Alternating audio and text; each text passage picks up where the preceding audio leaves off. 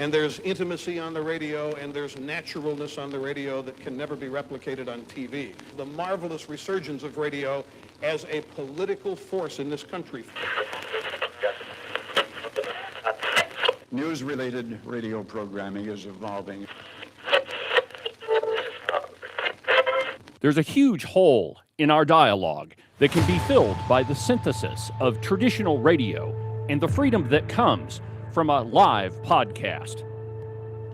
You're about to experience Cowboy State Politics live. Here we go.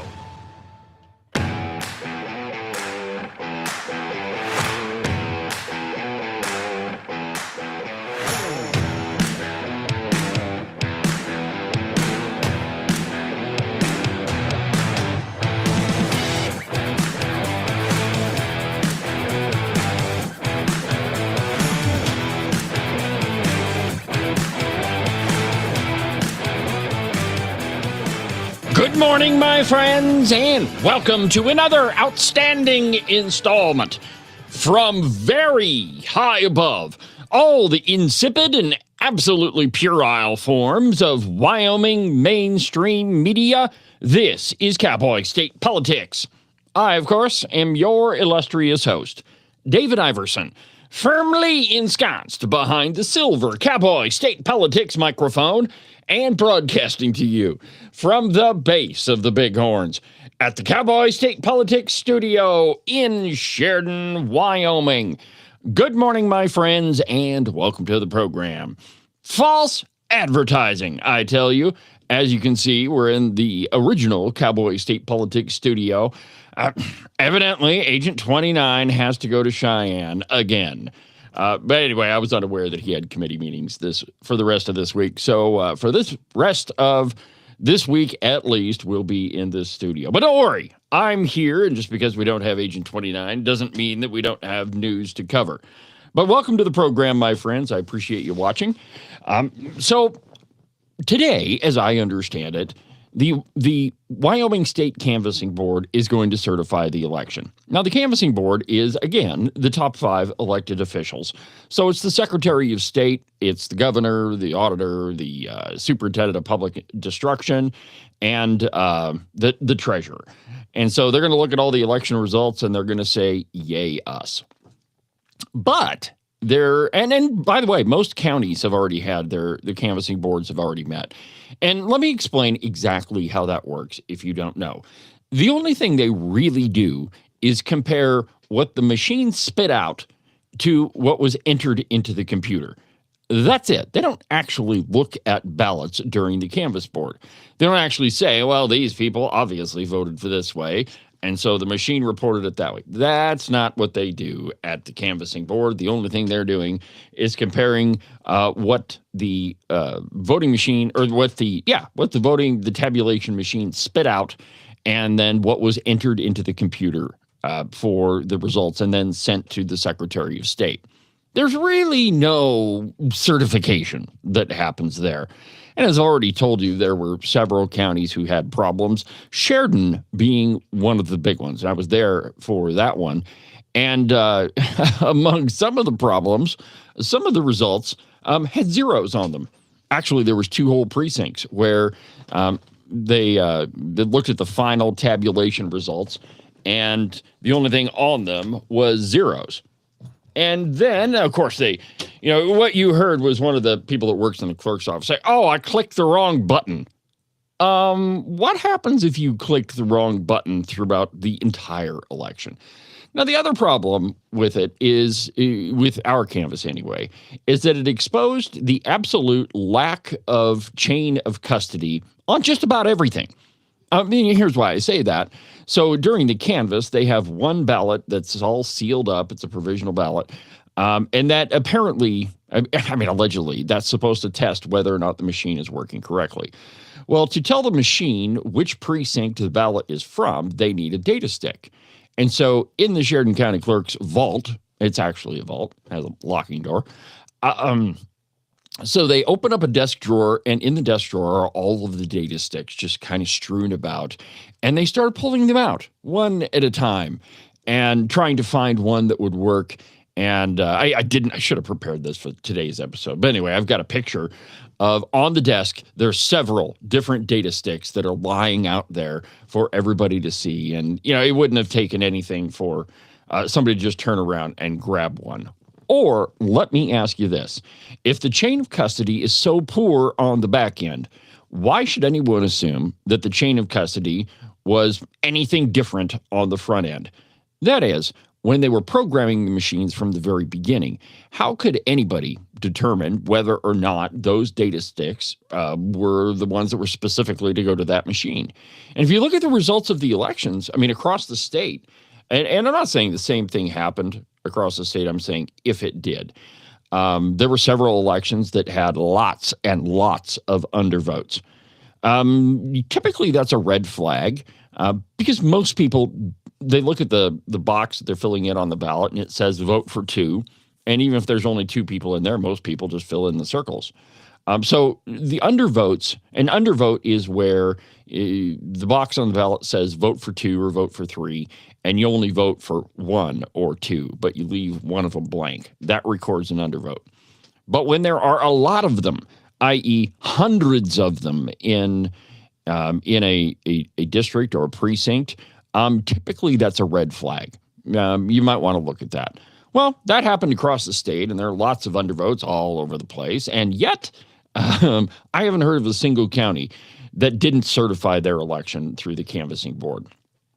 Now, the other thing that is happening is because of Senate File 113 from last year, all of the counties have to hand count audit at least 5% of all of the ballots that were cast in that particular county. This is fascinating to me anyway, because you have to take out, pick a couple of precincts, and it has to be 5%, and you have to hand count all of those ballots, and and the way the statute reads, and I've got it right here in front of me. Let's just go through the statute so that we're all pretty clear on what it says.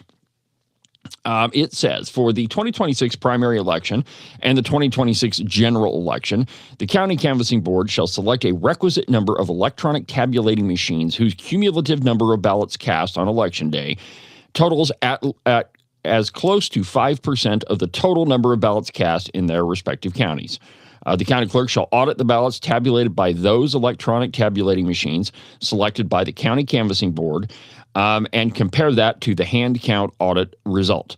The hand count audit shall be conducted no later than 9 days after the county canvass. So, in other words, the legislation that was passed to make sure that our election went according to plan already has written into it that the election will already be certified before this whole thing happens.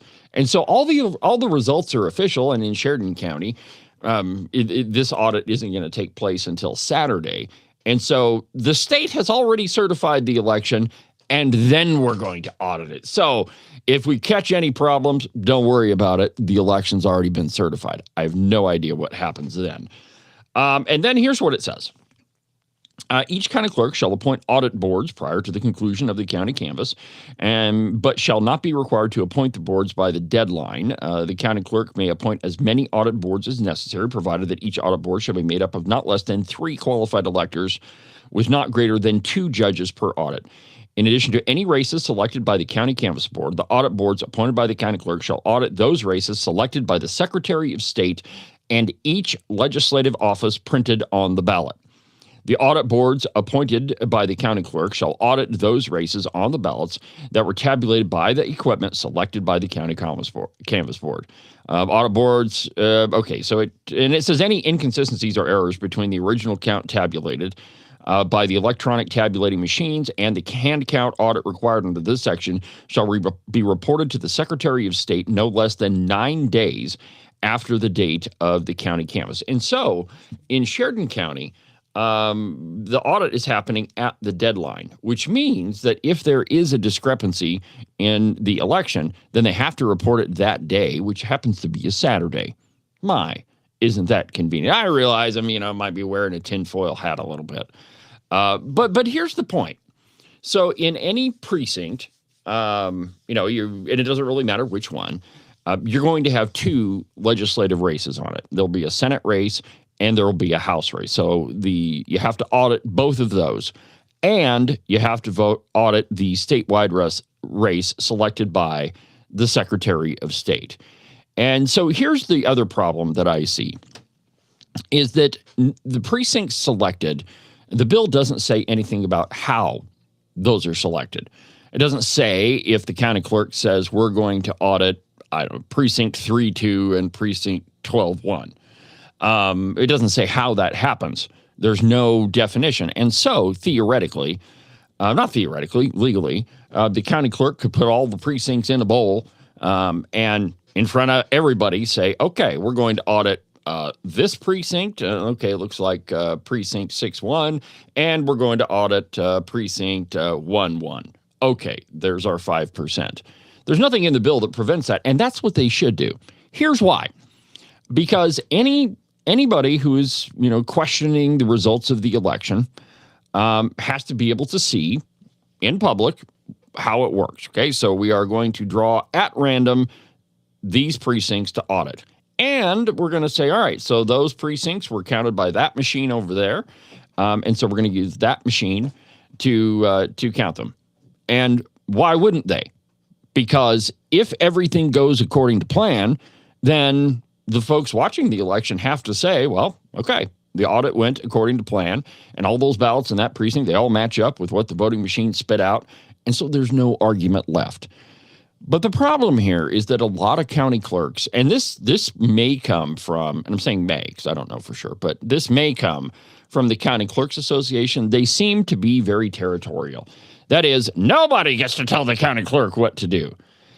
But here's the question. If you're not going to do it with an air of transparency, if you're not going to select all the precincts right out in the open for everybody to see, and you're not going to say, all right, that machine over there is the one that we're going to use, what are you trying to hide?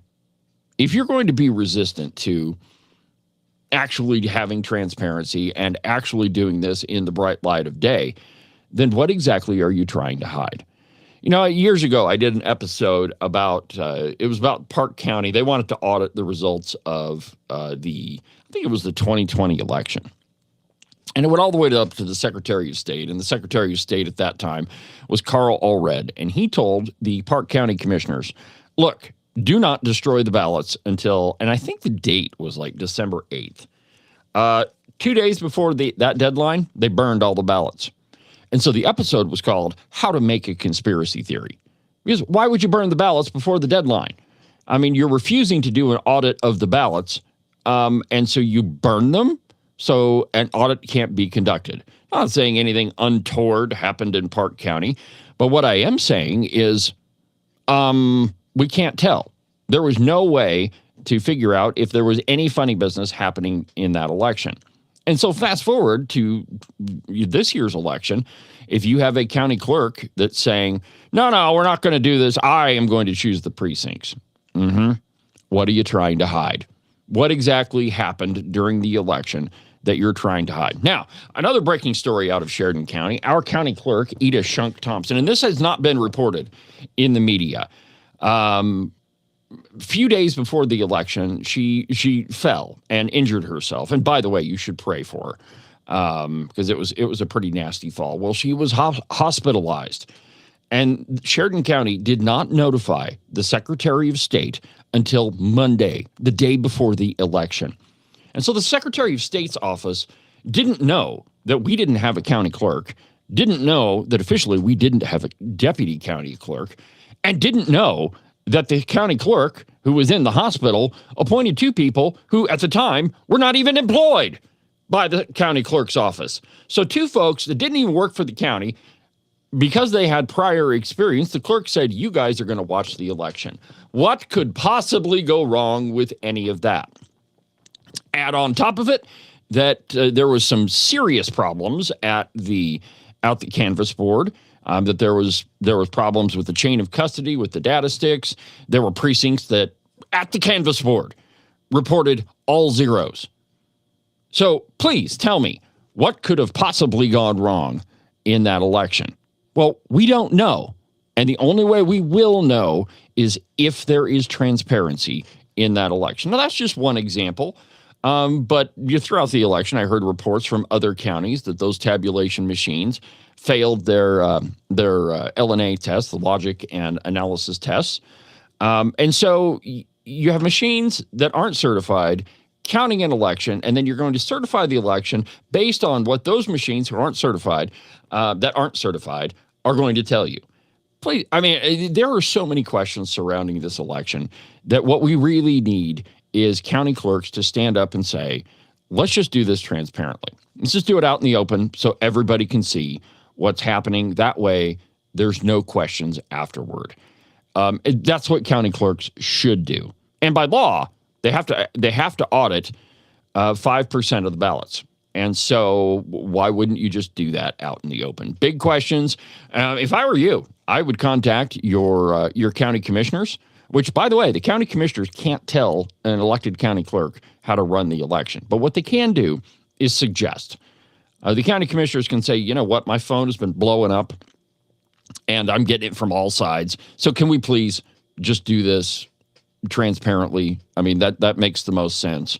Let's just put everything out there in the open for all to see. You can suggest it. And by the way, you can call your county clerk. And if you live in Sheridan, the suggestion has already been made at the county commissioners meeting that we do this. You know, the question was asked, hey, can we do this transparently?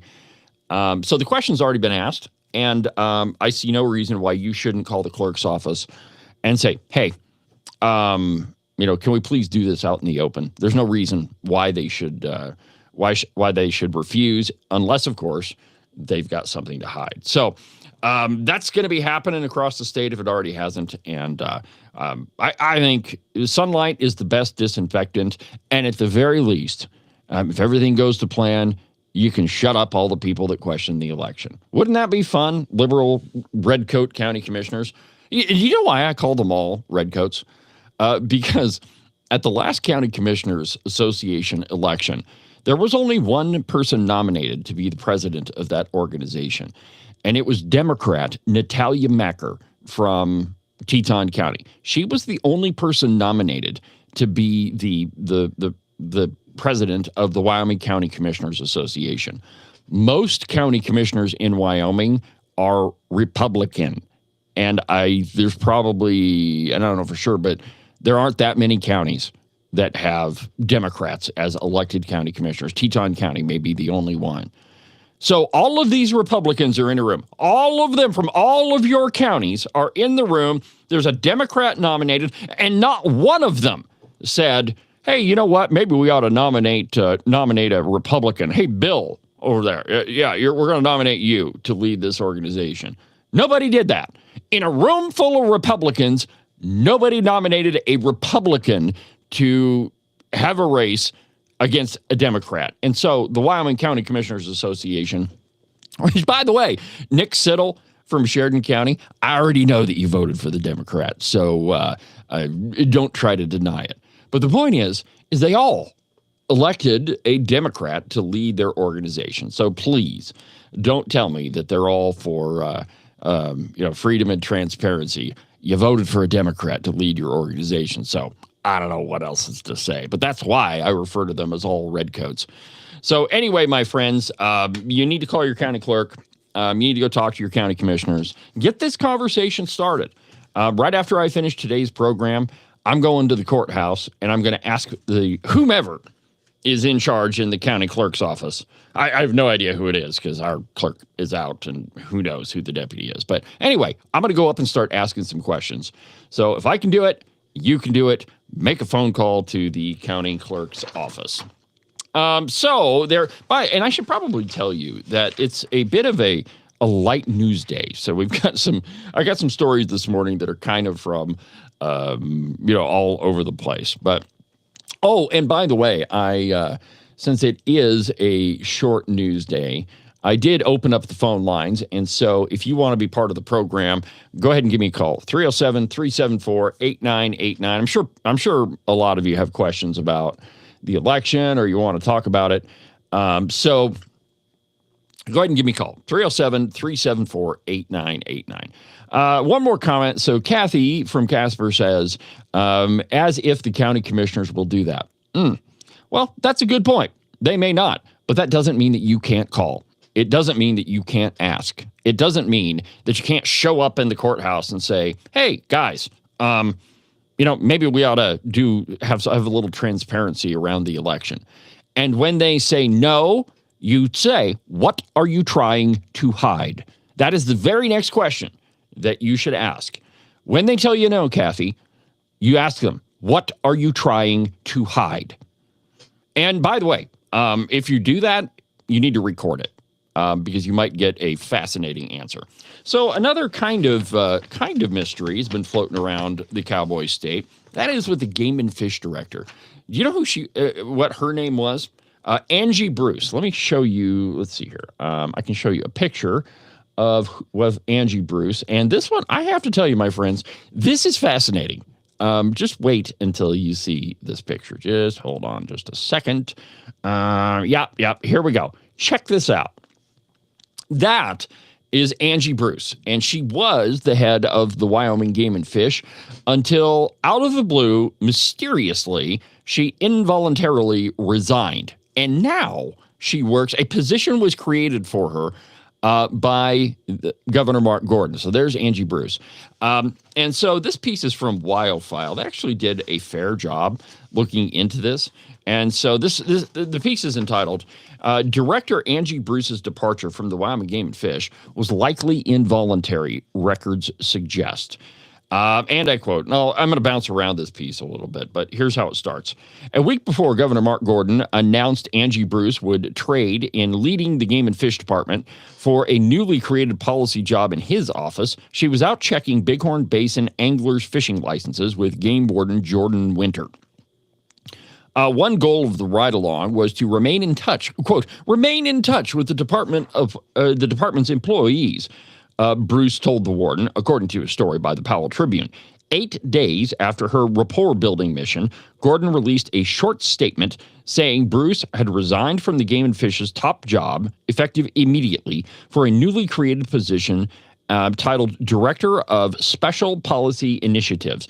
And let me just show you the statement that the governor put out. Usually, I mean, the guy is, he's pretty long-winded. And so it's odd for him to issue a statement that looks just like this. It's just a few lines, and it says, quote, Angie Bruce, director of the Wyoming Game and Fish Department, resigned today, effective immediately. Bruce has accepted a position as director of policy initiatives in Mark Gordon's office. She will begin this position August 10th. Governor Gordon thanks Bruce for her work as director and looks forward to continuing to work with her. Deputy Director Eric Wiltinger will be named as interim director. That's it. Usually statements from Gordon's office are kind of voluminous. Like I said, the guy is sort of long-winded. And so it appears that this sort of happened like right out of the blue, and nobody is reporting in the media why this thing went down the way that it did. Let's see here. Let's see. And the timeline is important. Let's see here. Okay, so let's just start here. Bruce did not respond to an interview request. Emails acquired by Wildfile show that Gordon's staff, the Game and Fish workforce, and the public were all informed of Bruce's departure within the span of 29 minutes on the afternoon of Friday, August 7th. At 3:37 p.m., Sarah DiRenzo informed her fellow governor's office staffers that Bruce was coming aboard. Then, 16 minutes later, at 3:53, Game and Fish Deputy Director Eric Wiltinger informed his own staff of the transition. Some 13 minutes after that, the general public was informed in a press release from the governor's office. None of roughly a half a dozen Game and Fish employees whom Wildfile has spoken with were made aware of Bruce's departure before that afternoon. Wiltinger was named interim director of the high-profile agency, which is charged with managing wildlife in the state, where hunting and angling drive a significant segment of the economy and are interwoven into many residents' everyday lives. So nobody really knows what happened with Angie Bruce. The only thing we do know is that out of the blue, she, quote-unquote, resigned, and then she went to work for the governor. But there's been no explanation as to why. There's been no press release from the Game and Fish or the governor's office, and the Game and Fish won't even comment on it. They had, I guess, yesterday or Monday, they had a press conference, and the interim director just said, "We're not going to comment on it." So interesting. Now, Bruce has faced some controversy in her time as director. And at times, the tension broke out into public. So, for example, in February, retired longtime Game and Fish staffer Chris Madsen wrote an opinion piece in Wyoming arguing that Bruce had made, quote, several statements that should concern anyone with an interest in the state's wildlife heritage. First, and most alarming, was her contention that Game and Fish should not advocate or speak for wildlife, wrote Madsen. During Bruce's tenure, the Game and Fish commissioners took a rare step of twice reversing politically influenced proposals from the department. It happened with mountain lion hunting in the spring of 25, and again with state wildlife managers sought to remove proposed protections for two segments of the sublet pronghorn migration corridor, which were overturned. The migration was designated in June at Gordon's direction. It did not include the two contested segments recommended for protection by the commission. A dust-up over Game and Fish's handling of the shooting sports complex over around Cody's location in crucial, and this is what Wildpile says. Okay, so they're all in favor of the mule deer corridor and the path of the pronghorn and all of this stuff. The truth is that wildlife adapts. They always adapt. I used to keep a photo album when I worked for an oil and gas company that, and all it was pictures of wildlife on well pads. So sage grouse sitting on a wellhead, antelope feasting on the nice green grass that was at the on the well pad, and just to show that really the impact to wildlife was pretty negligible when it came to development.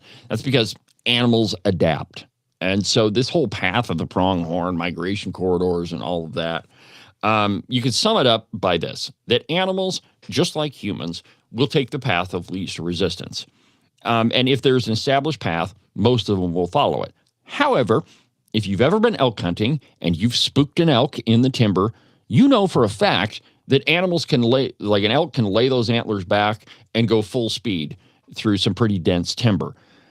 So it is not that, we're invading some sort of highly sensitive migration corridor. By the way, an antelope, if you've ever gone antelope hunting or you've seen them, or when they open up, they can do 45 miles an hour across open country, no problem. There doesn't have to be a specific migration corridor. In fact, I think all of that is fantasy. You could chalk it all up to animals saying, yeah, hey, that looks a lot easier. Let's go that way instead of, going the other way. So I think it's all hogwash. Anyway, Angie Bruce was all about that. Let's see here. Chief Warden Dan Smith, who's temporarily working as interim deputy director, emphasized that the agency's leadership is going to strive for a, quote, open door policy. Game and Fish staff aren't afraid to share their opinion. Quote, we try to give open space and allow them to do that.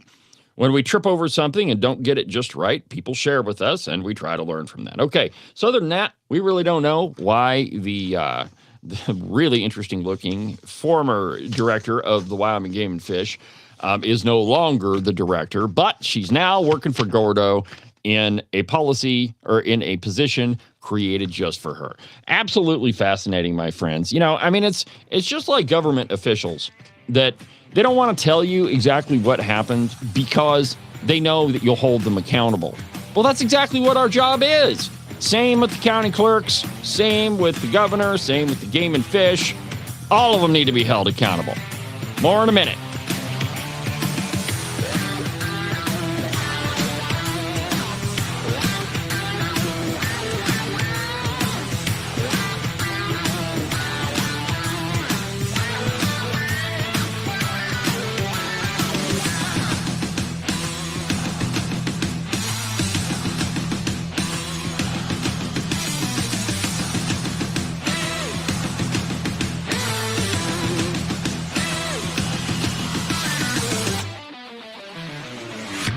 Are you sick to death of being told what to think? Maybe you don't even realize that it's happening.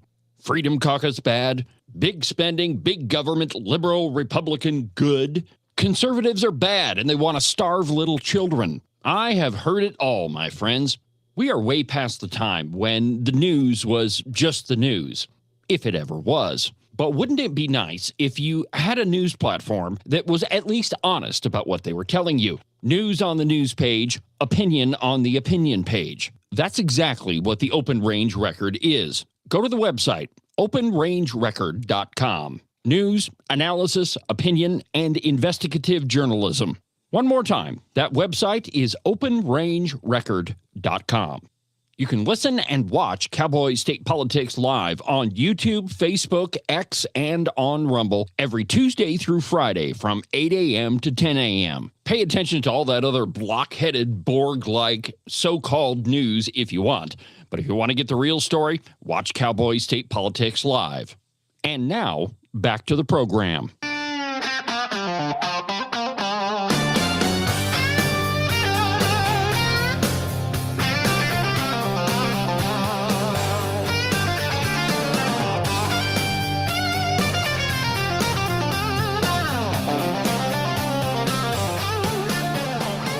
Welcome back to the program, Cowboy State Politics Live on a Wednesday. Thank you for watching. Thank you for sticking with me. I really appreciate it. I, of course, am your host, David Iverson. I've got the phone lines open if you got something on your mind that you want to talk about. The phone number is 307-374-8989. 307-374-8989. And I haven't seen so much this week, but last week and the week before, there was at least around this part of the state, there was a giant uproar about flock cameras. So what is a flock camera? So Flock is a company that owns and operates cameras that are contracted by cities, and they're always pointed at public spaces and the high resolution cameras.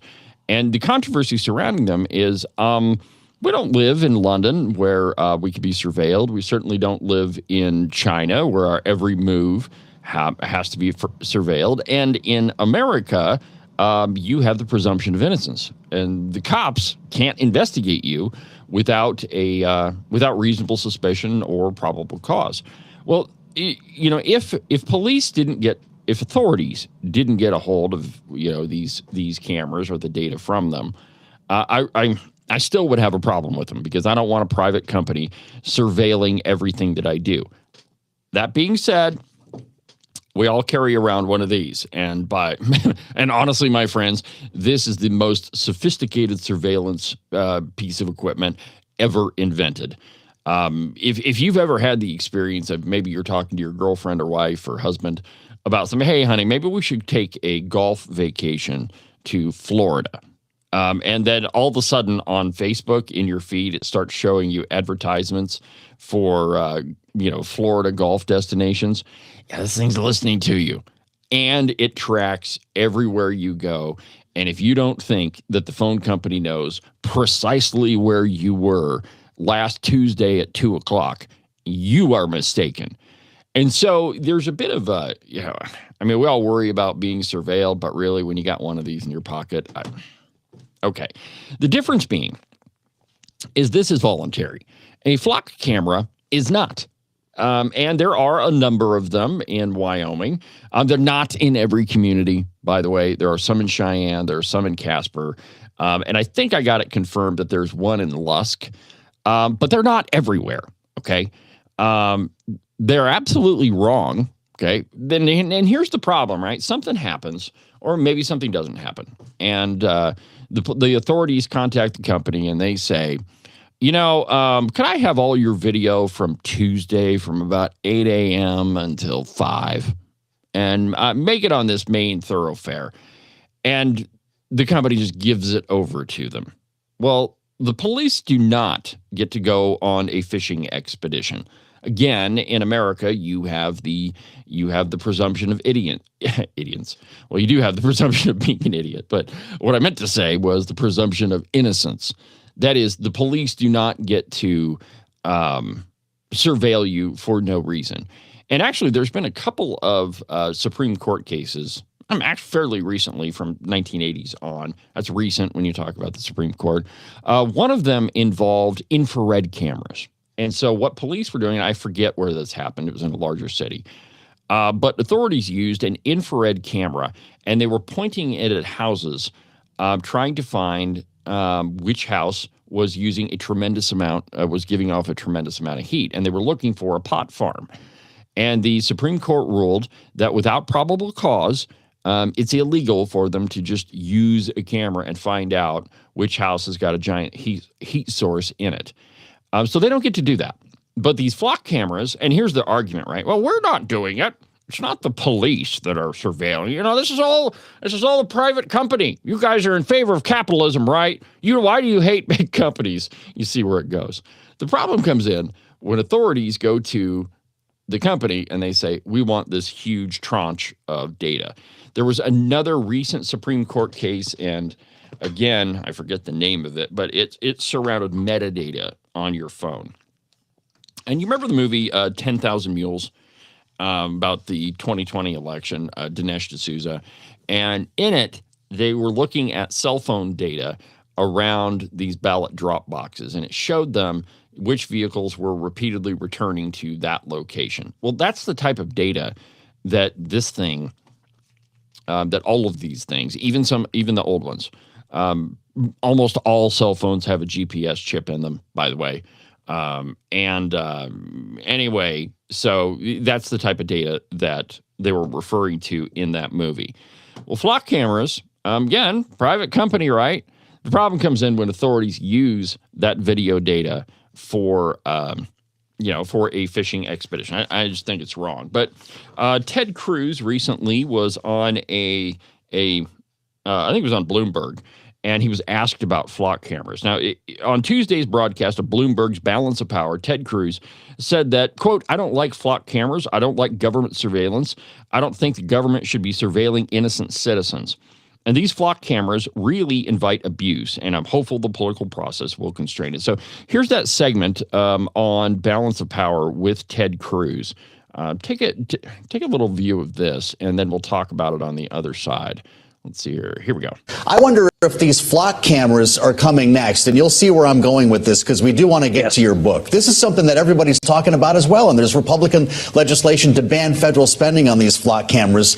Wall Street Journal today says there are 120,000 of them in 48 states, capturing 20 billion license plates a month. This feels like the next data center issue on the campaign trail. What would a Justice Clarence Thomas make of this?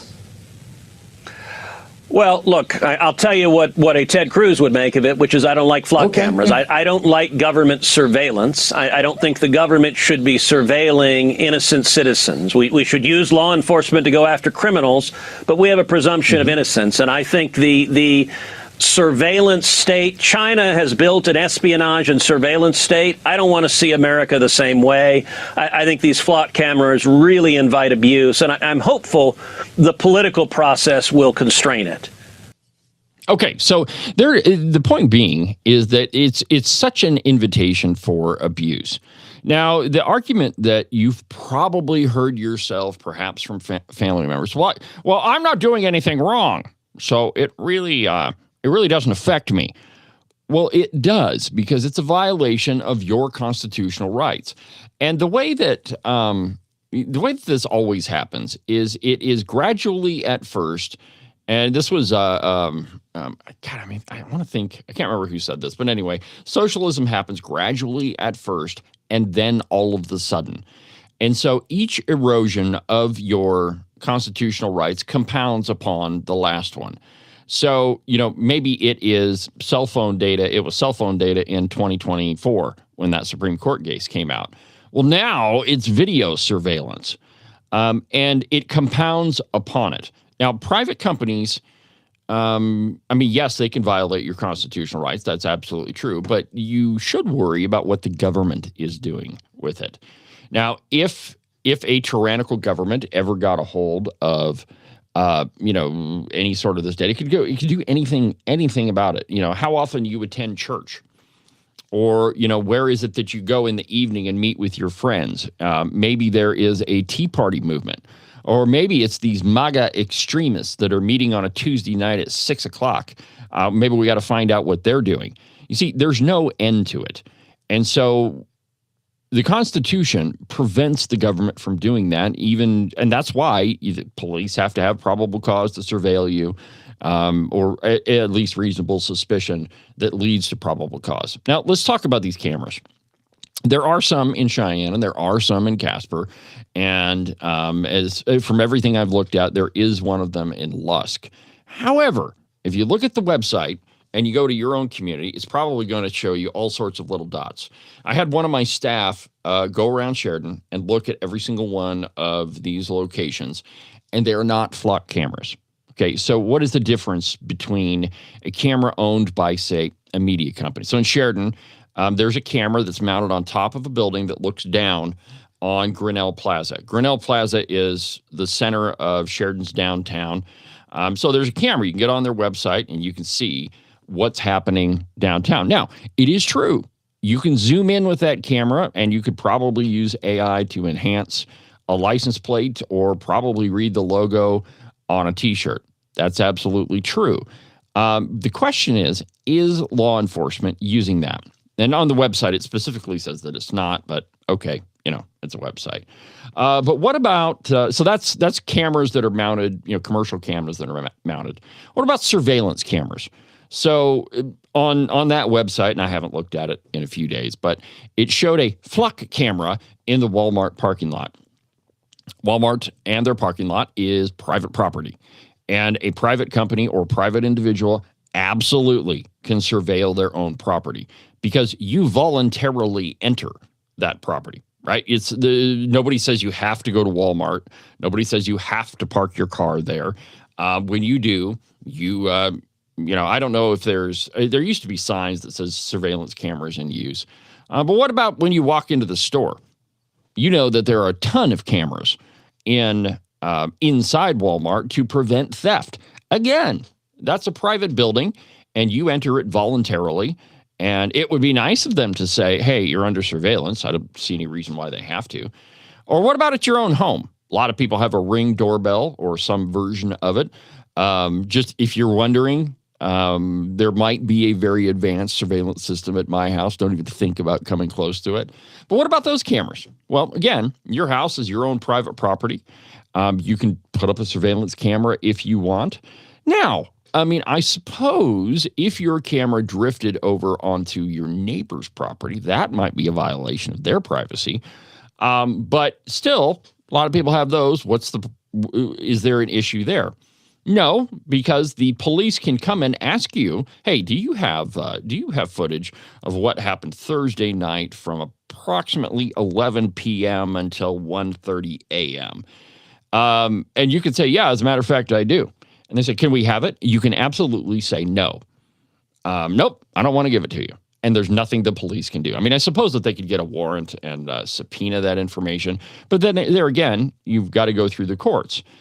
So what I'm saying is these flock cameras do exist. I do think that they're a violation of your privacy. I don't buy the argument that, well, we're law enforcement. We're not using any of that data. Yeah, bull crap. Give them an inch, they'll take a mile. And I'm not saying anything bad about law enforcement. I'm saying that generally speaking, if there is a way that they can find out more information, generally speaking, the police will. That's their job. But the reason we have protections in place is to keep your rights as expansive as possible and keep the prosecution or the courts in their proper box. Because American citizens have constitutional rights, and even if you're not doing anything wrong, your rights are violated. So let's go to a couple comments real quick. Patrick says, in my town, the Flock Camera Company installed the cameras for free so long as it's got a cut of the speeding tickets the cameras used. In the first month, the town issued $250,000 in tickets via the Flock cameras. Yeah, so that's the way that they justify it, right?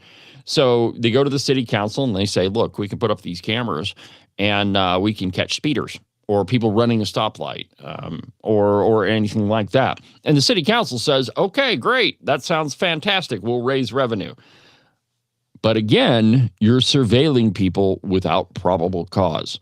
And that's the, that's the hitch in the whole thing. Jerry says, I recently read a post out of Florida where a flock camera was found outside of a gun range entry. Okay. So again, there's the problem. And this is, okay. So this is another instance where you need to be an active citizen. That is, if you see something that's wrong, you need to be the person that goes to the city council and says, hey, look, Jack, there's this flock camera that's surveilling everything I'm doing downtown, and I don't like it.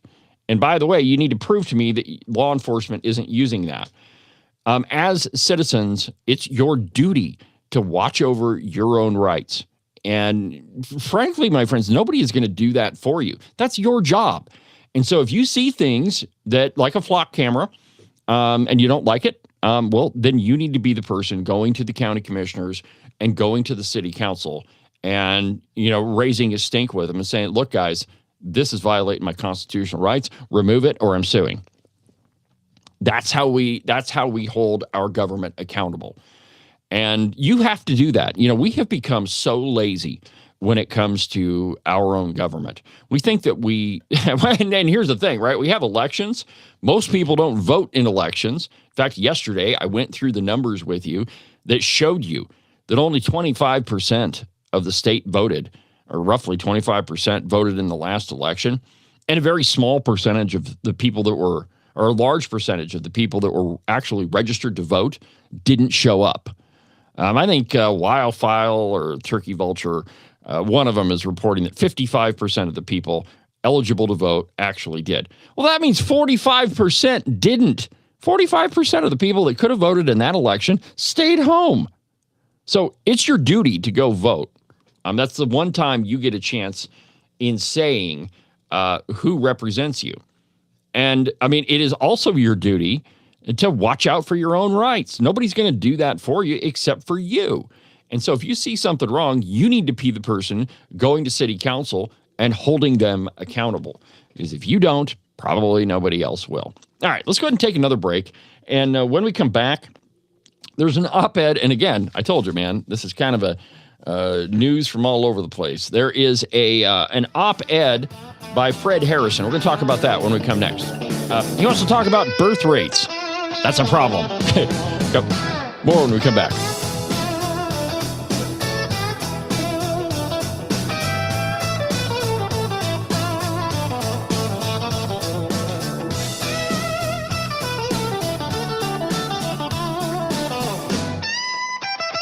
The calendar says that it's summer, and you believe it. Oh, that's just so cute. But you obviously haven't lived here very long, have you? And you probably think that the weather is just going to continue to warm up. You don't have to worry about snow or ice or 30-degree temperatures anymore. In case you've forgotten, this is Wyoming, my friend, and that sort of thinking doesn't work here. 1 minute, it could be 75 and sunny, and 10 minutes later, snow. Whatever the weather, you need a pair of socks that'll keep your feet cool and dry even on the hottest of summer days. And if you happen to run into that freak midsummer snowstorm, trust me, it's happened. I've seen it. You'll stay nice and toasty warm. Well, your feet anyway. To get you a pair, go to the website, thebuffalowoolco.com. Trust me, you won't be disappointed. These are the finest socks that I've ever put on my feet. Are you one of those people that said something like this before Trump became president? I have a house in Spain that is going to be ready right after the election. Siberia, Nova Scotia. I'm definitely moving to Canada. Straight to hell. Iceland. France. Asia's pretty cool. And has the last year and a half been more than you could bear? Well, if it has, you've come to the right place. Call my friend Rebecca Bextel at eXp Realty. She has her fingers on the pulse of the real estate market all across the state of Wyoming. Last year, she sold around $30 million worth of property.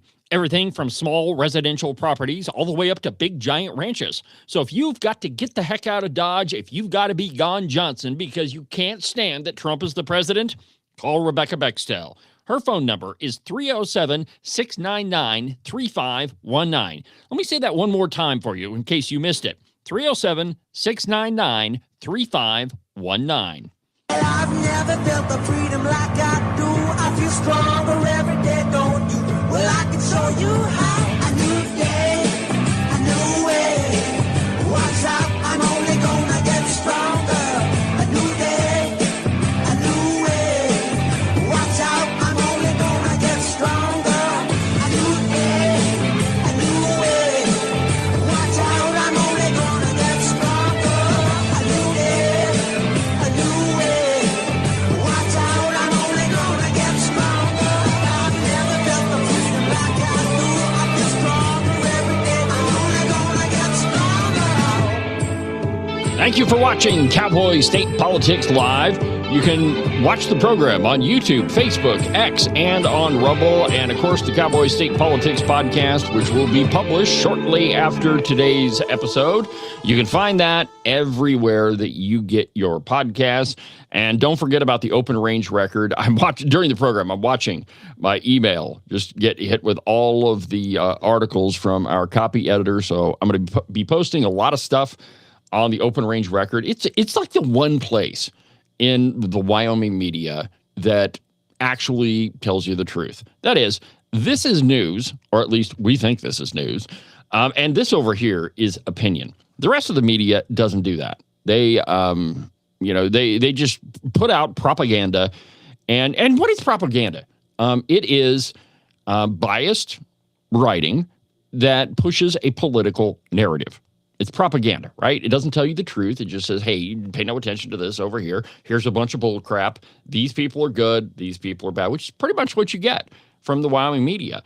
And so I would encourage you to start following the open range record. We try to shoot it straight with you. Yes, there's opinion, but at the very least, you know that it's opinion. You know, we're the ones saying, yeah, this is opinion over here, and over here, we think this is news. And if you disagree with us, shoot us an email. Say, hey, guys, I don't think that was news. Okay, fine. We'll take another look at it. But I encourage you to go check out the open range record. I'm super, super proud of it. By the way, we've got 2 mobile apps that go along with it, one for Android and one for iOS. And so you can download our mobile app and get notified every single time there's a brand new article on the open range record. So in the Wyoming turkey vulture, oh, by the way, I should have mentioned this at the top of the broadcast. Really kind of bummed that Dolly Parton passed away yesterday. I'm not a super big country music fan, but her influence on the music industry, her philanthropy efforts, if you've lived been anywhere in Tennessee, you can't get away from Dollywood. She's going to be sorely missed. There's no question about it. She was a giant. And so really kind of bummed that she passed away. But you talk about a life well led, very, very solid in her faith. And so we're definitely going to miss her. Fred Harrison has a piece in the Wyoming Turkey Vulture, and it's entitled Cultural Suicide: How Feminism Failed Women and Left Wyoming Empty. This is one that you don't hear about very often, but here's how it begins. A civilization reveals its true beliefs, not in its constitutions or its creeds, but in its birth rates. By that measure, the Western world has made its beliefs unmistakably clear. It no longer believes sufficiently in itself to reproduce. Understanding how we arrived at this point requires an honest accounting of the ideas and institutions that brought us here, and it began in the courts. Beginning with Griswold v. Connecticut in 1965 and culminating with Roe v. Wade, the Supreme Court constructed a jurisprudence of narcissistic excess, severing the ancient legal and moral connection with human sexuality and human responsibility, and constitutionalizing the philosophy that the self is sovereign above all, including the next generation. The administrative state eagerly follows, spending decades treating the traditional family as merely one lifestyle choice of many. The demographic consequences were entirely predictable and are now undeniable.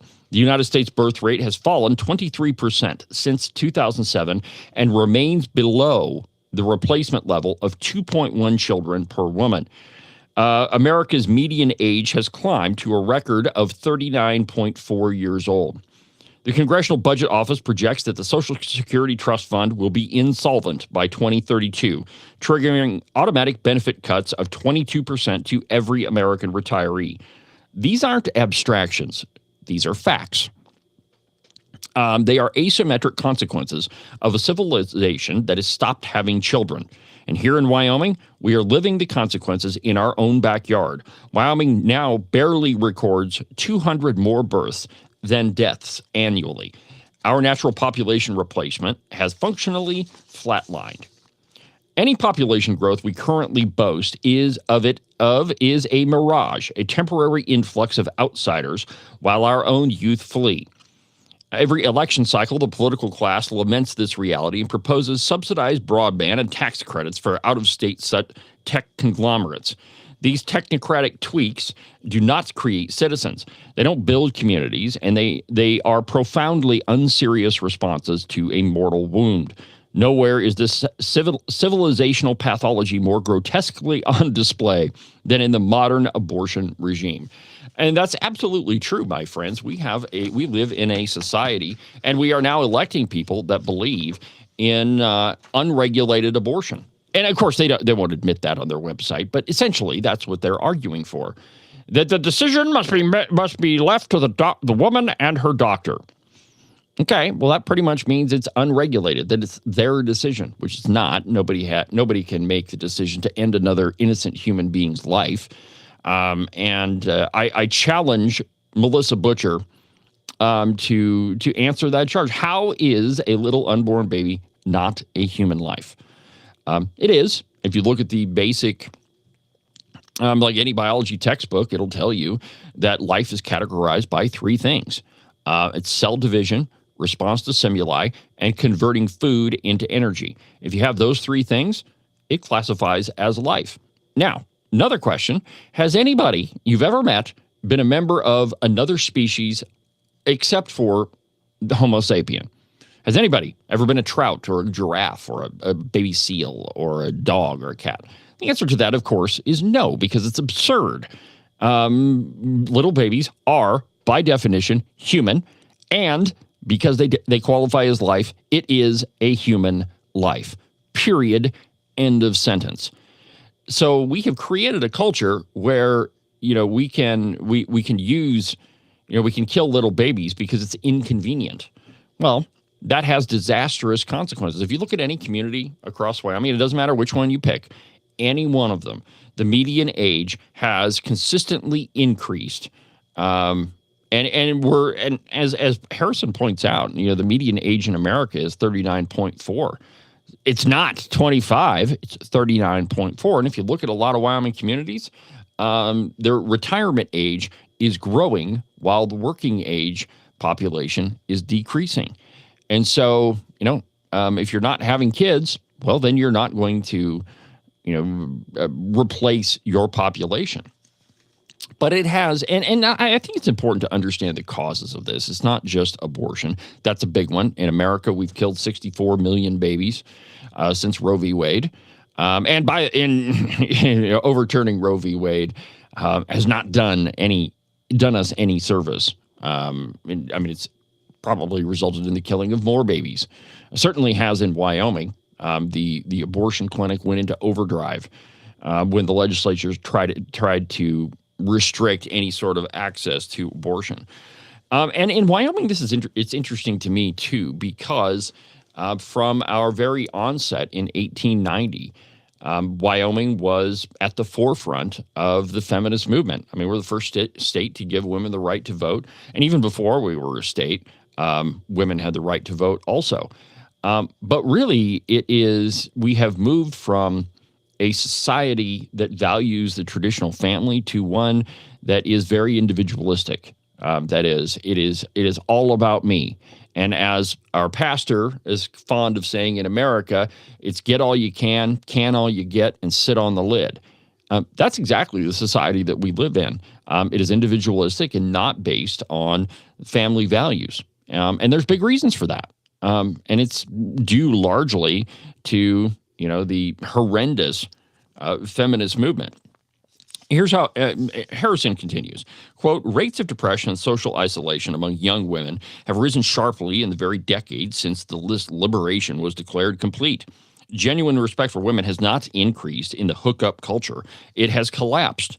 The young woman who is afraid to have a child because she has been told the planet cannot sustain it, who's been handed a culture that celebrates the termination of pregnancy as an achievement, who has been offered hookup culture as a substitute for love, and that the young woman has not been liberated. She has been robbed of the most profound and irreplaceable experience available to a human being. Look now at Western Europe and see our future written in the present tense. And I don't think that Harrison is wrong. It is, we are quickly moving away from the traditional family structure, traditional family values. And, Harrison says that it's the hookup culture, and I don't know that I disagree. But there is a very active segment of the population in Wyoming that engages in this false narrative of Christian nationalism. That, America is not a Christian nation, and if you argue that it is, well, you're some sort of Christian nationalist. Well, first, I don't think that anybody is making a credible argument in favor of that, because I don't think that you can. Now, of course, there are idiots like old Stubby, Susan Stebson, and others that will lash out at any church or any group of people that does believe in fundamental family values. But I challenge them to come up with a definition. Tell me exactly what Christian nationalism is. You say that it's a problem, therefore you must have a definition of what that problem is. And so let's see if it is a problem. Well, one, there isn't a definition to it. Nobody can tell you what Christian nationalism is, because it isn't really a thing. It is one of those made-up terms that the left uses so that it can be applied everywhere. If there isn't a solid definition of what you're talking about, well, then you can use it in any argument. Well, don't listen to him. He's a Christian nationalist, right? It has undertones of being, calling somebody a white supremacist. And, in Sheridan, there have been several people that are referred to traditional churches as cults. I mean, that is a direct attack on Christianity as a whole, because somebody believes in the value of marriage, the contract between a man and a woman and God. Commitment, contract is the wrong word. The covenant that a man and woman make before God, that believes in traditional values, that doesn't believe in killing children. Well, somehow that's a threat to our society. In fact, it's not. It's a threat to what Harrison described as the hookup culture that we have created. That everything is about you, that the individual is sovereign, and that nobody can tell you what to do. It's absolutely ridiculous. In fact, on Fox News last night, there was an interesting exchange between Trace Gallagher and a host. And let me just, it's kind of long, but let me just play a little bit of it for you, because I think it's a fascinating discussion. Let's see here. I've got it. Yeah, it's right here. And it starts out about getting rid of Sharia law. So it starts out with a discussion of this El Sayed character, claiming that, well, we don't want to, Sharia law to take over the country. We just want to practice our faith. It's no different than Christian canon law. That's what Sharia law is. First of all, canon law is how the Catholic Church has decided that it's going to govern itself. It has nothing to do with how the government is going to operate. It's about the church itself. Sharia law is a religious political philosophy. It is political in nature.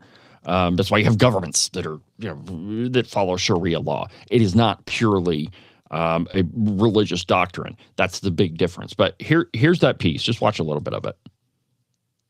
White supremacy. Can you explain that one? Do you know what canon law is? Jesse, I assume you're Christian, right? So canon law is the name for Christian law. I don't begrudge you your right to practice your faith as you choose.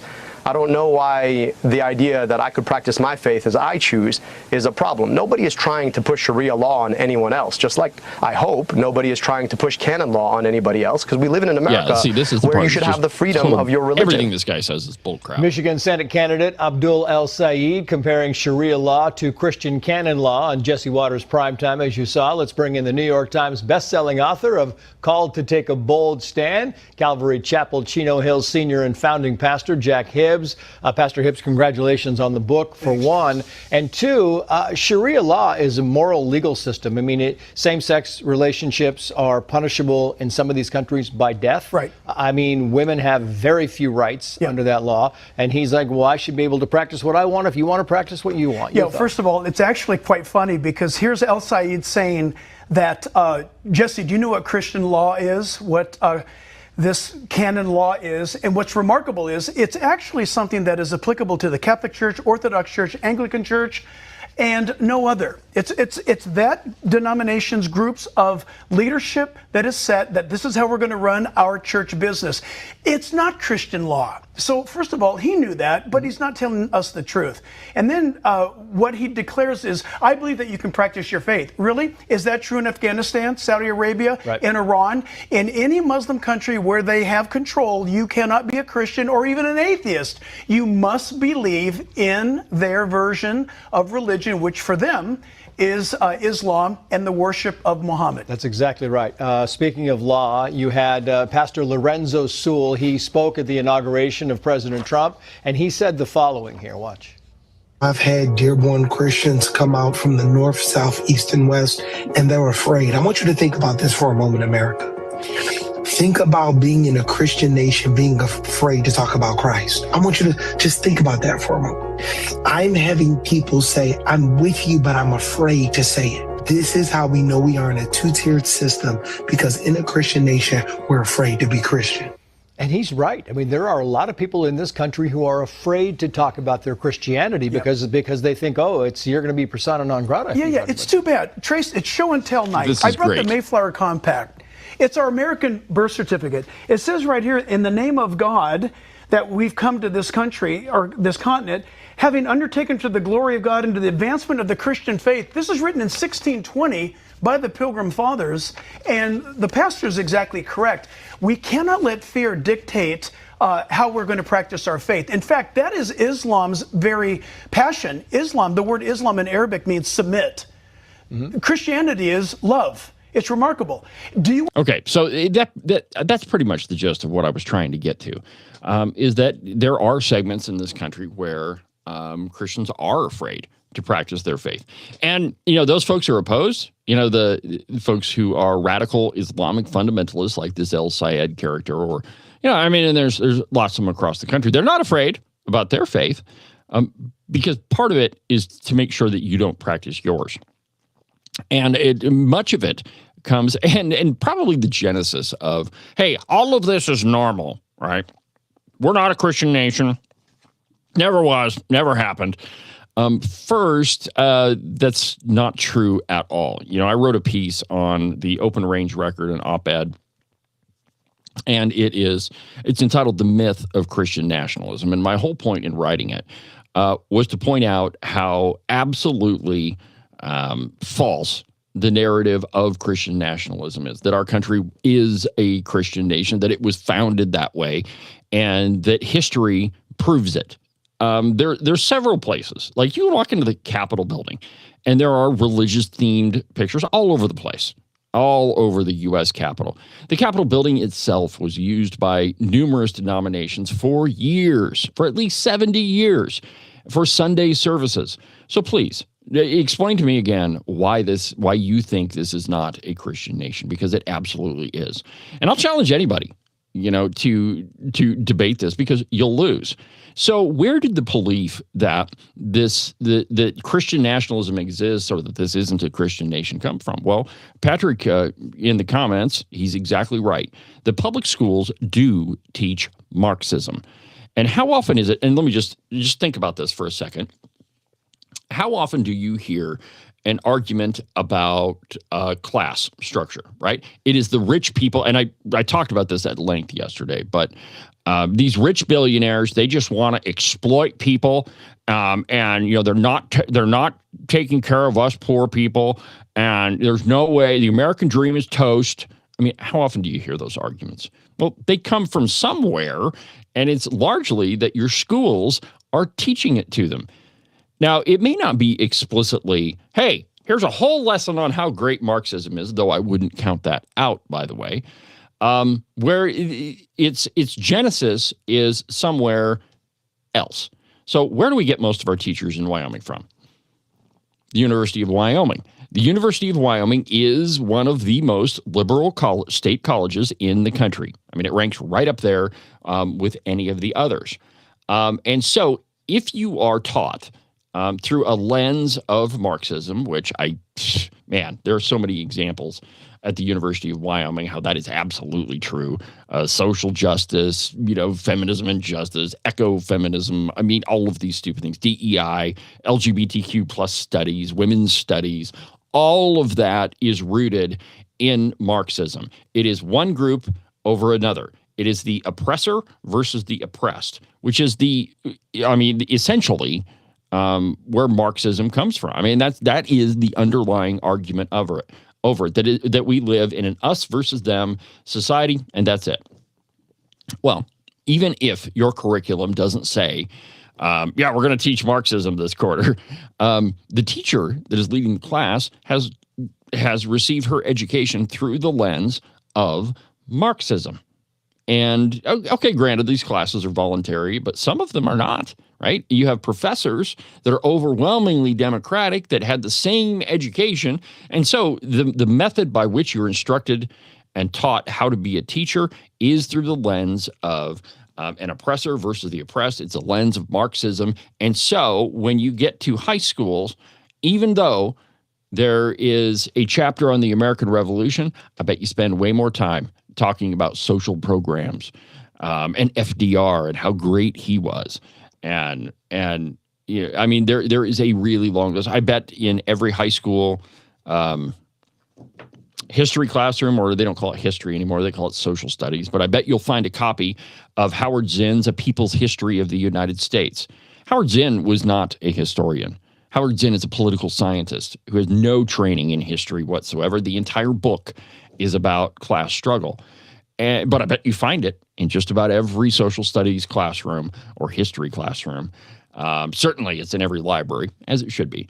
But we are teaching our children Marxism. And so it should come as no surprise whatsoever that when children graduate high school and then later go to college, that they come out believing in all this Marxist garbage and believing that in some way traditional values, the Judeo-Christian beliefs that this country was founded on are in some way Christian nationalist. And the truth is 100% the opposite. So don't believe any of that crap, my friends.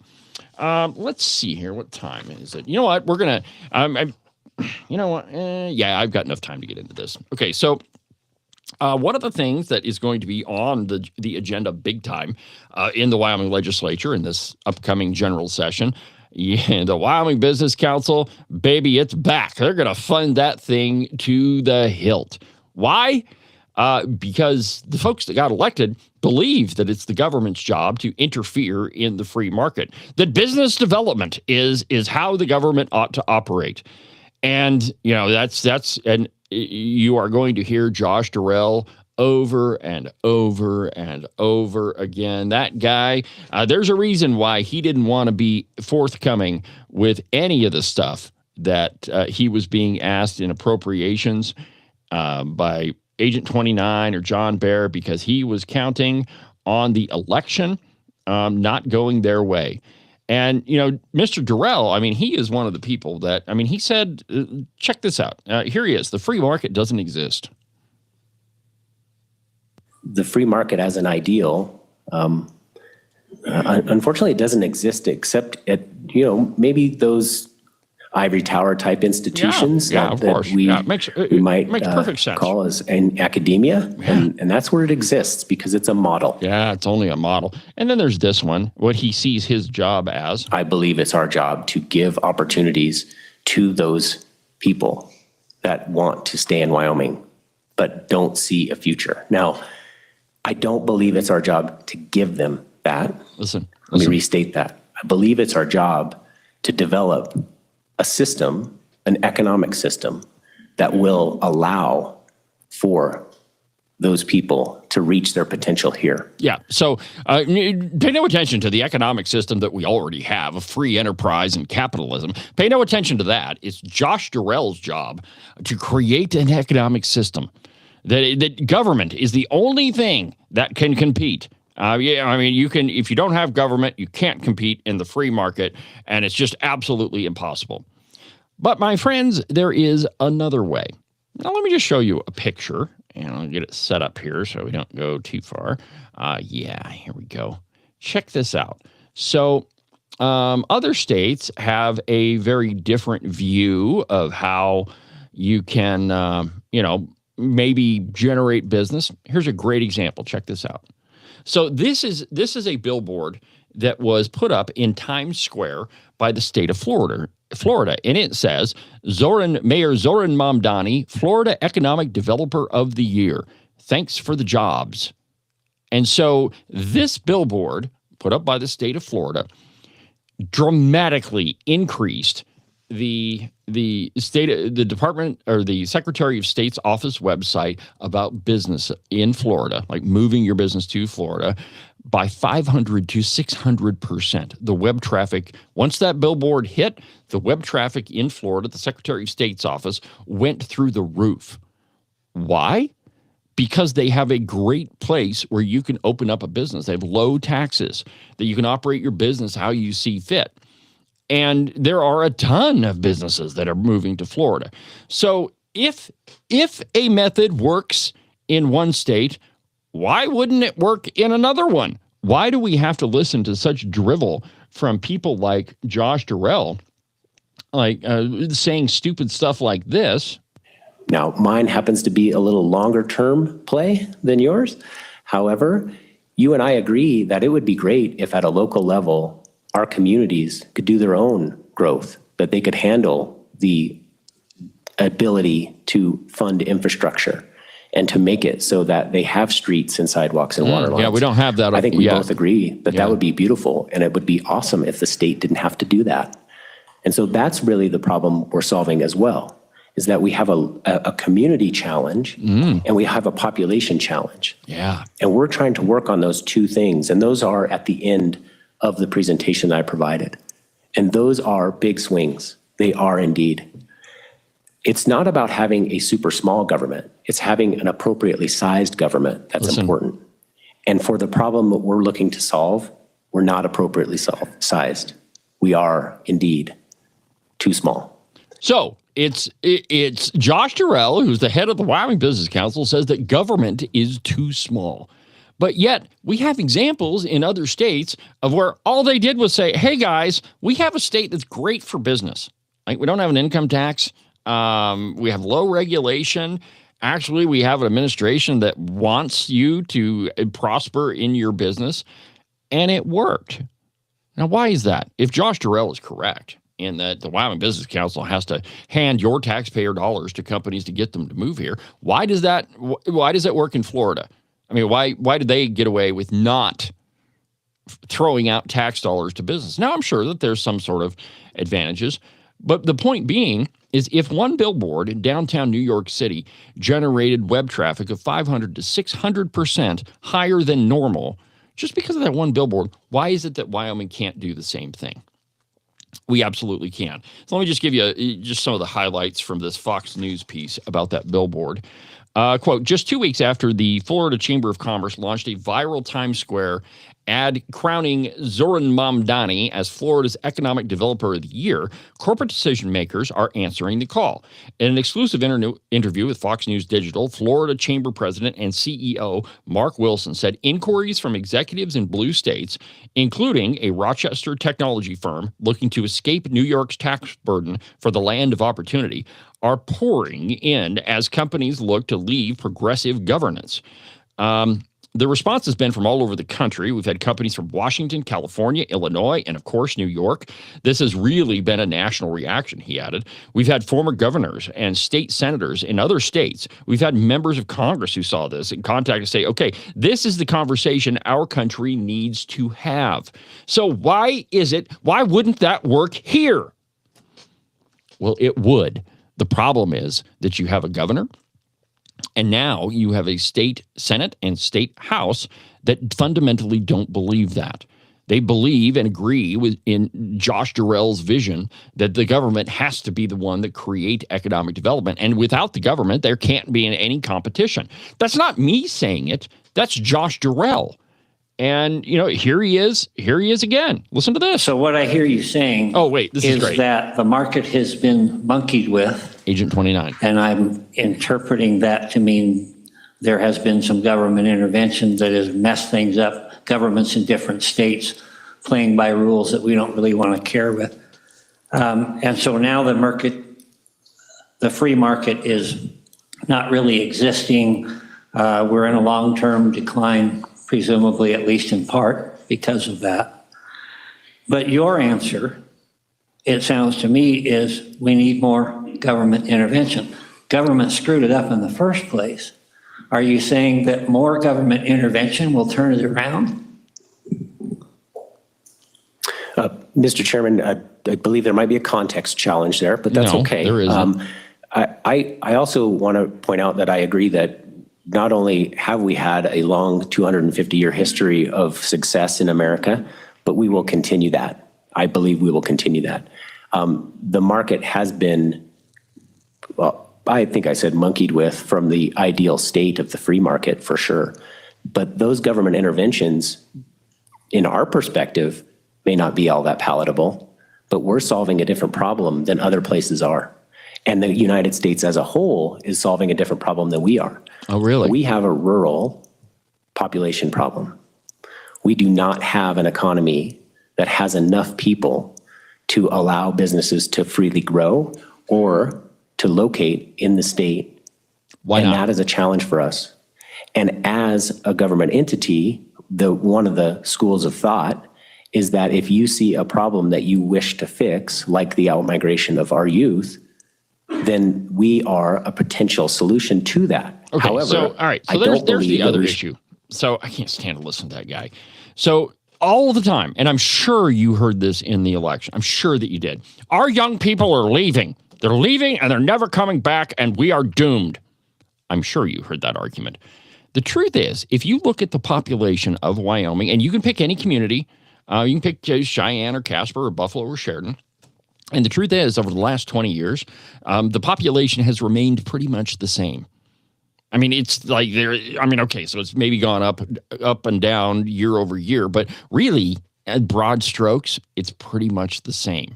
Now, I suppose that you could make the argument, and I did earlier in the program, that, more retirees are moving here. Okay, I'm sure that that's true. But the truth is, most people that grew up in Wyoming, they moved to another place, and then they realize the error of their ways. And, maybe they have a couple of kids and 2.5 cars in the garage and the white picket fence. Maybe they have that, and they realize where they moved to isn't so great, and they move back. It's not such a bad thing that our kids decide, hey, I'm going to go seek my fortune elsewhere. Because what they'll do is they'll find out that it's not really as great as it looked on paper. And most young people, not saying all, most people move back. Okay. But when you look at the actual data, the population of Wyoming really has not changed all that much.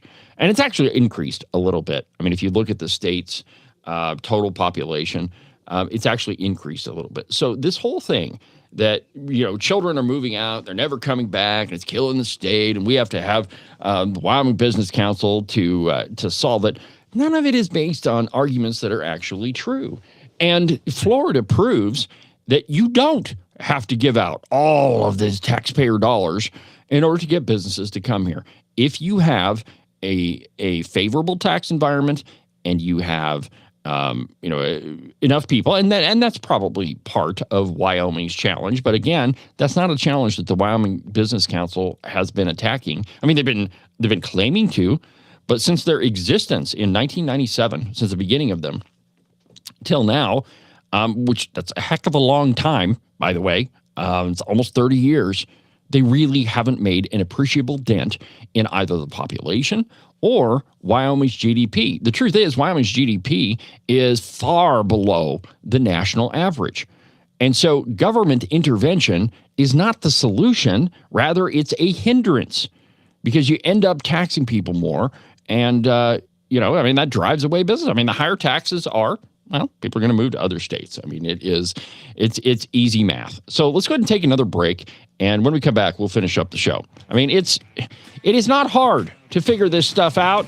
And yet we just elected a whole bunch of people that believe that that's the solution. Man, job security for me, I guess.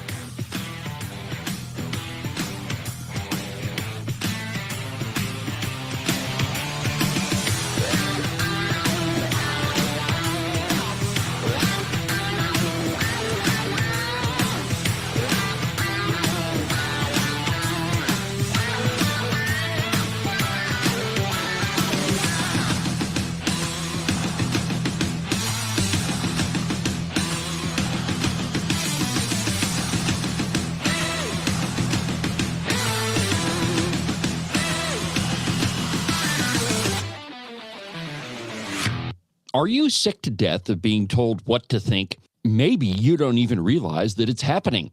Freedom Caucus bad, big spending, big government, liberal, Republican good. Conservatives are bad and they want to starve little children. I have heard it all, my friends.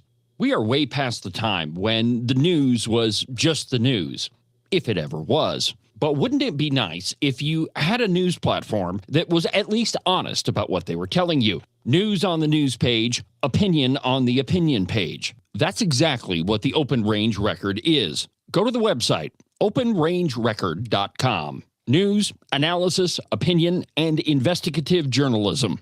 One more time, that website is openrangerecord.com. You can listen and watch Cowboy State Politics live on YouTube, Facebook, X, and on Rumble every Tuesday through Friday from 8 a.m. to 10 a.m. Pay attention to all that other block-headed, Borg-like so-called news if you want. But if you want to get the real story, watch Cowboy State Politics live. And now, back to the program.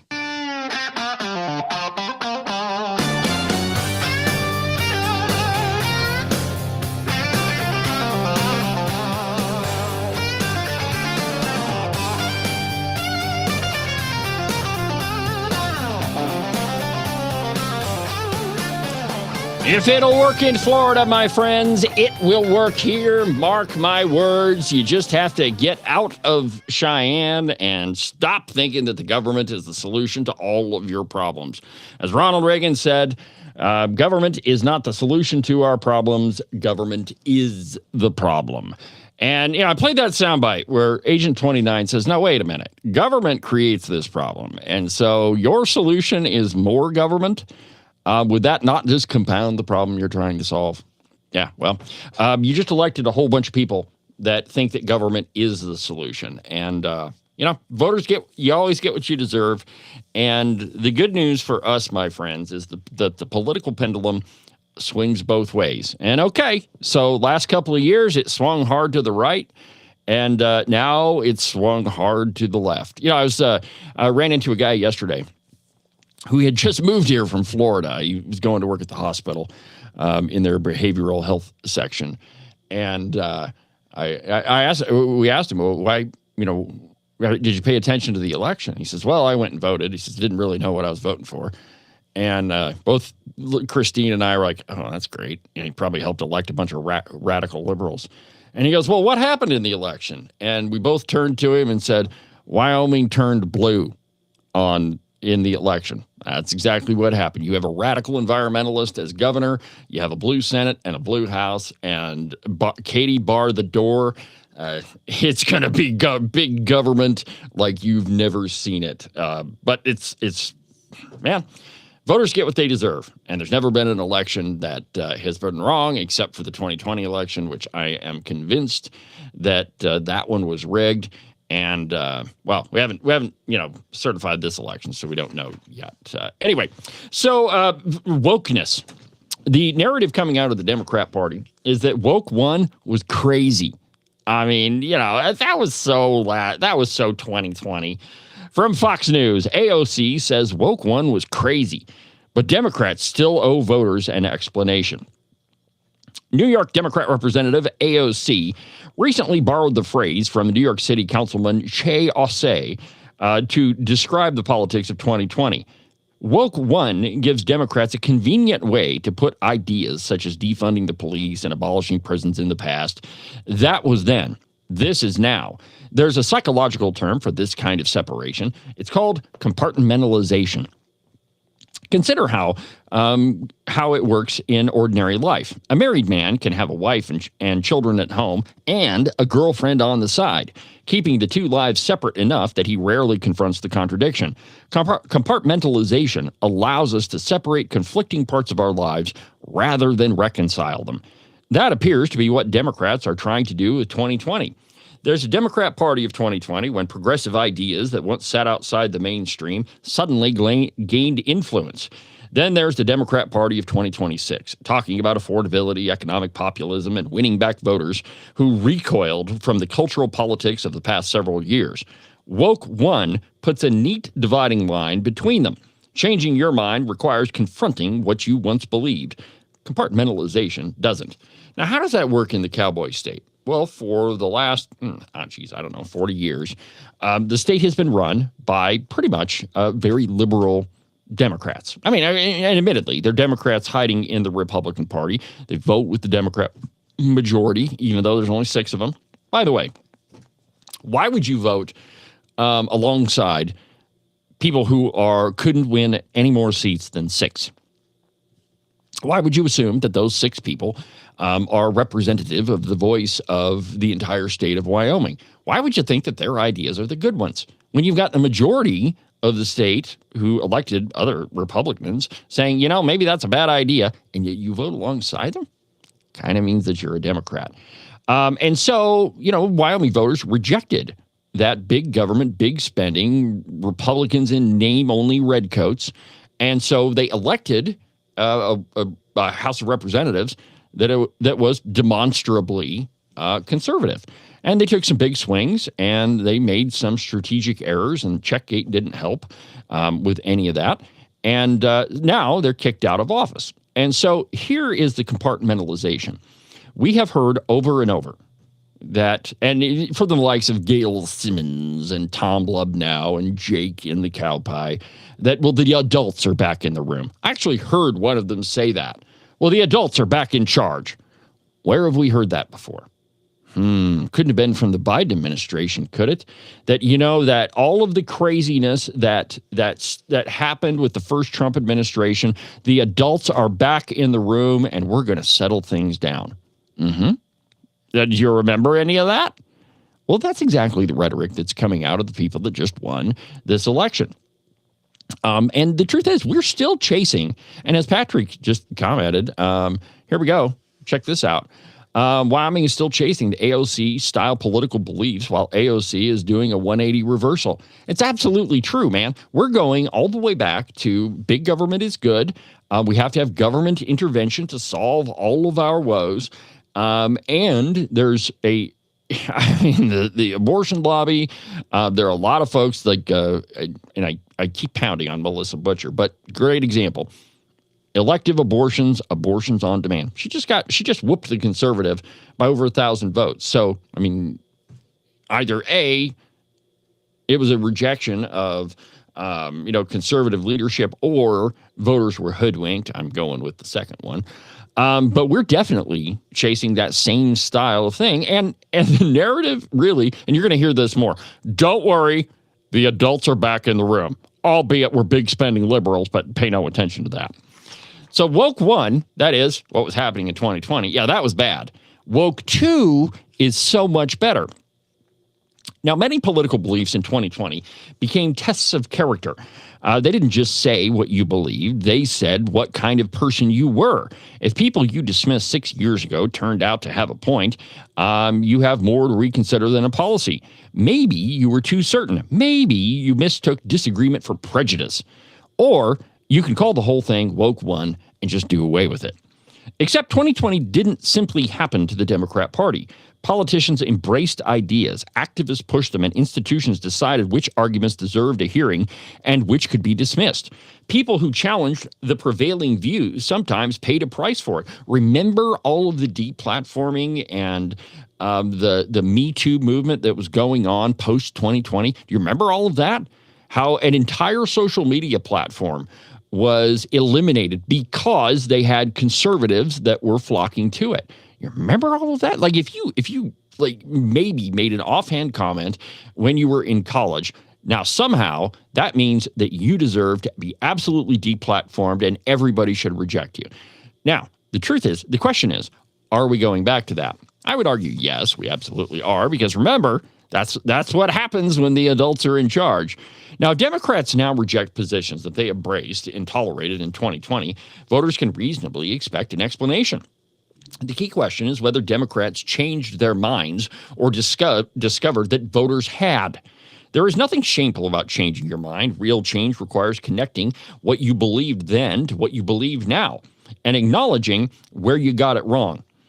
Without that reckoning, voters are left to wonder whether those beliefs changed or the incentives did. That is, getting elected. A candidate may regard a 6-year-old position as ancient history, but an opponent can revive it with an old interview, campaign questionnaire, or social media post. That was then. Invites an obvious question. Yes, but that was you. And so, if you're wondering why I keep a hold of all of that campaign material, it's so that I can confront the politician later with, now, wait a minute.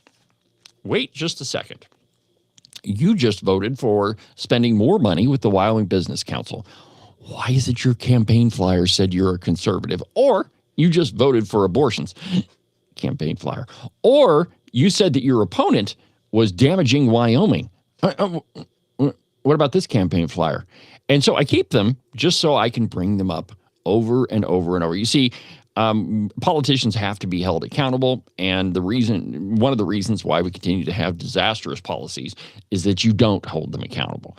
So if there's one message for today, my friends, it's that hold your local officials accountable. Right now is a perfect opportunity. Most counties have not done their audit yet of their election. Call the county commissioners, call the county clerk and say, hey, can we do this transparently? Can you put all the precincts in a bowl and pull them out? Can you do that? And there's no reason why they can't. There's nothing in Senate File 113 that prevents them from doing it. The only thing that would prevent them from doing it is because the county clerk doesn't want to. And if the county clerk doesn't want to, the question is what? What are you hiding? Why is it that you won't do this transparently? And my friends, if that's the message for today's program, I'm telling you, finish watching today's episode and then call your county clerk. Because if you have questions about how the election turned out, that's the only way that you're going to find out. This week is it. And after this week, they are going to brush it under the carpet as if it never happened. And I'm not saying there was anything wrong. What I'm saying is, if you have questions about how things turned out, you need to demand transparency. Because most of these people campaigned on it. And so now hold them to it.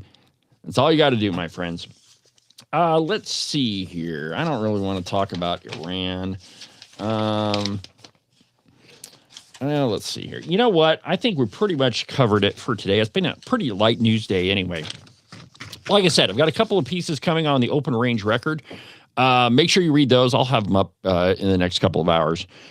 So thank you very much for watching. I know it's a short program today. Like I say, light news day. I'll have more for you tomorrow. So Again, your mission for today, should you choose to accept it, is to call the county clerk and say, can we please do this outside in the open? But for now, my friends, from the base of the Bighorns, I'm David Iverson, and this is Cowboy State Politics. Thank you for watching, my friend. Thank you for everything you do. I will see you tomorrow.